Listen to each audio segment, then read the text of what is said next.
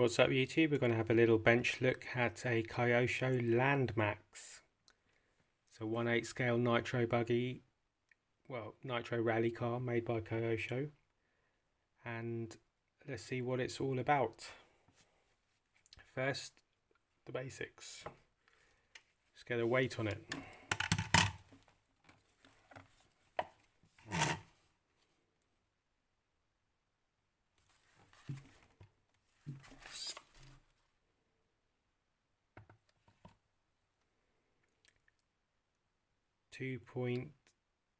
.769 kilograms.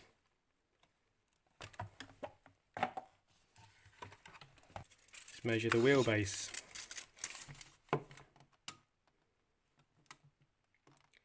.320 on the wheelbase, and the track looks to be 253. It's under 255.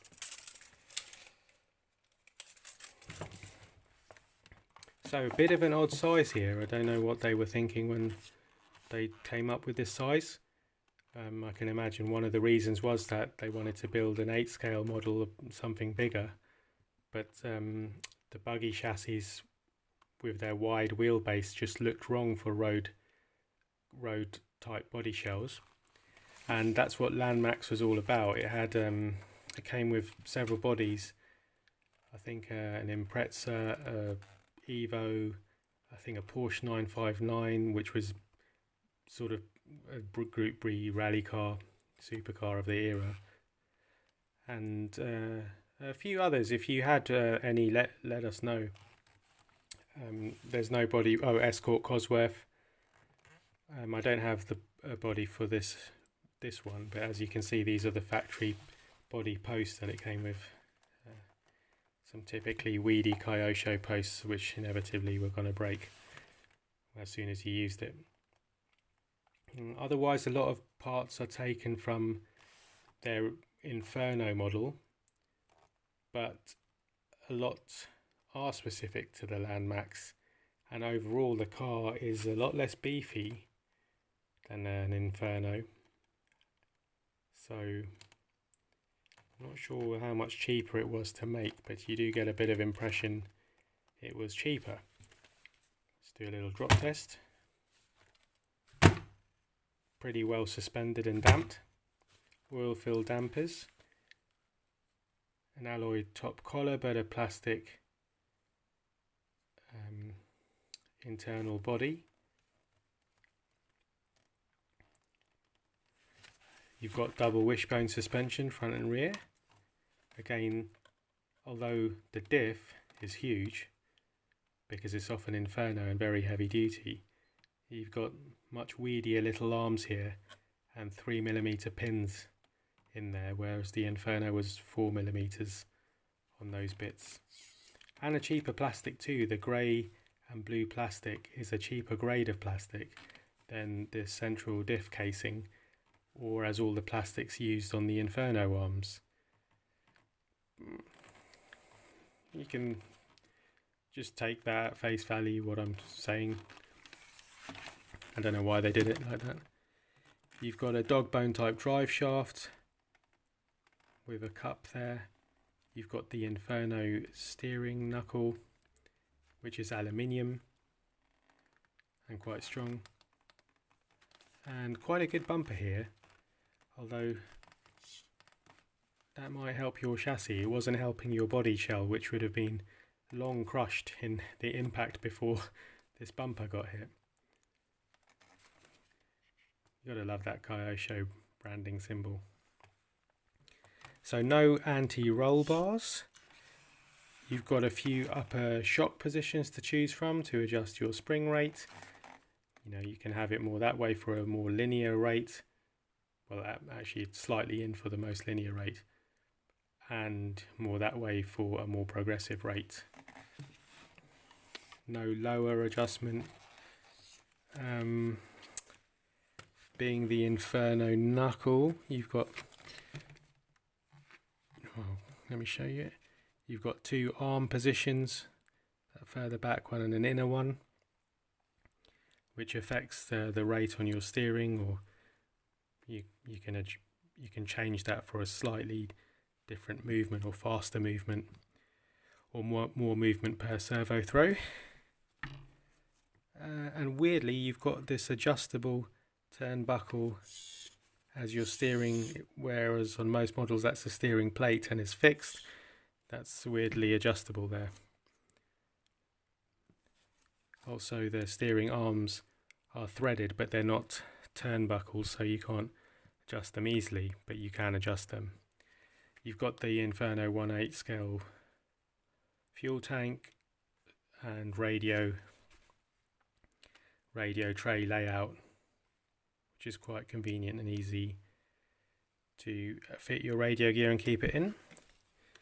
This one has a center differential with a plastic spare gear, again as opposed to an Inferno's metal one, but you do get front and rear brake discs, so you can, through these two linkages, adjust your rear set of discs and pads and your front one, so you can get a really nice realistic braking motion on these, or that handbrake, that rally handbrake effect.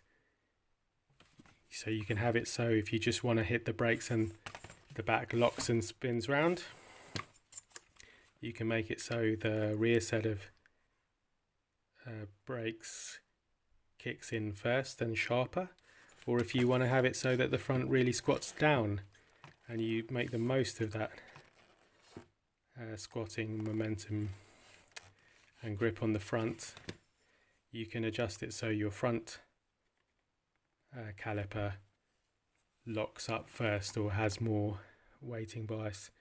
It's quite a nice adjustment to play with because it's really tangible and you can observe what happens there. Seeing as we're on this side, this was their arrangement for mounting a receiver, which was a bit rubbish because just loads of crap would go in it and it'd face the elements and be right next to the engine. You could wrap it in a balloon maybe, but yeah, that was just cable tied to the plate, and it came like that, I think, just with a different cable tie. And also your battery pack is supposed to go under here, and that's just supposed to be cable tied there. Now let's look at the engine, which is a Kyosho this is a GS21, so the predecessor to the GX, and that's looking fairly retro, although this one has got very good compression. I can't even get that to turn over with my finger, so that's in good order. It's pull start.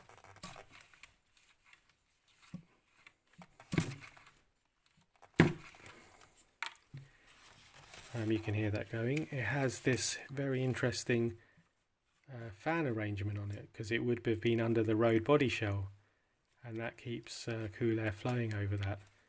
And that is a little heavy duty rubber band arrangement driven off, let's see if you can just see it, a pulley that is on the front of your clutch bell. If you look right down there, it's not strong enough to turn it, but there's a little belt and a little pulley on the front of your clutch bell which spins this fan and keeps air flowing over your engine. Got this long silencer which is pretty good for keeping it quite quiet. A muffle sound goes quite well with the rally type body shell for that more realistic look and sound. It sort of sounds less nitro-y and more like a small engine in a model. That's your GS21 with the big pull start on the back, big pull start assembly. Let's look at the back suspension. This is all the Inferno pieces.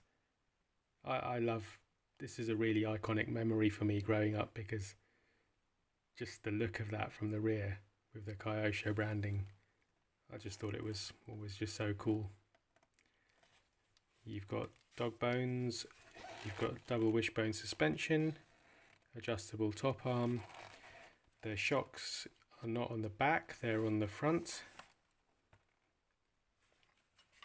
And they have a few shock positions at the top and only one at the bottom. And then of course, instead of an alloy shock tower, you've got this big plastic thing with your body mount post there. Let's have a look underneath. That's your Inferno chassis. Nothing different there. I'm glad to be able to show you this because, you know, it's in such good condition, unused.